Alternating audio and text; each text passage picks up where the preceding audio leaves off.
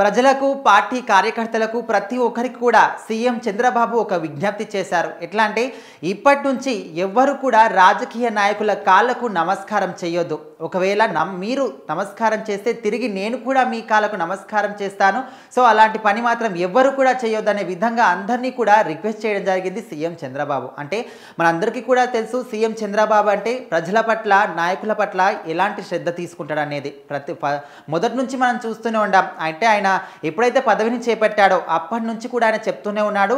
ఇటు పార్టీకి సంబంధించిన వాళ్ళు ఎవరైనా సరే అధికారులు కావచ్చు, మంత్రులు, ఎమ్మెల్యేలు ఎవరికి కూడా హంగులు ఆర్భాటాలు అస్సలు అవసరం లేదు. మనం ఎలా ఉన్నాం, ప్రజలకు సేవ చేయడానికి రాజకీయాల్లోకి వచ్చాం. మనము ప్రజలు మనని ఎన్నుకున్నారు, వాళ్ళు పెట్టిన భిక్షతోనే మనం ఇప్పుడు ఈ హోదాలో ఉన్నాం. కాబట్టి ఎప్పుడు కూడా మనం ప్రజలకు సేవ చేసే విధంగానే ముందుకెళ్ళాలి, కానీ వాళ్ళకు ఎలాంటి వాళ్ళతోని మనం సేవలు చేయించుకోవద్దు అనే విధంగా కూడా ఆయన ముందు నుంచే చెప్పడం జరుగుతుంది. సో ఇప్పుడు అంటే ఈ మధ్య కాలంలో మనం ఎక్కడ చూసినా కూడా పార్టీ ప్రజలు కావచ్చు, కార్యకర్తలు కావచ్చు, అందరూ కూడా రాజకీయ నాయకుల కాళ్ళకు నమస్కారం చేస్తున్నారు. సో మరి అది చూసినా ఎప్పటి నుంచో చూస్తూనే ఉన్నాడు. కాకపోతే ఎప్పుడెప్పుడు దీని మీద యాక్షన్ తీసుకోవాలనే విధంగా కూడా ఆయన ఆలోచించి ఇప్పుడు మాత్రం అందరినీ కూడా కోరుకుంటున్నాడు అనమాట, రిక్వెస్ట్ చేస్తున్నాడు. ఎట్లా అంటే ఎవరు కూడా రాజకీయ నాయకుల కాళ్ళకు దండం పెట్టొద్దు. మీకు తల్లి, తండ్రి, గురువు, దైవం వీళ్ళకు మాత్రం కాళ్ళకు నమస్కారం చేయాలి, కానీ మేము మీకు సేవకులం, నాయకులం, రాజకీయ నాయకులం అంటే మీకు అందరికీ కూడా సేవకులం. ఖచ్చితంగా మీకు సేవ చేయడానికి రాజకీయాల్లోకి వచ్చాం,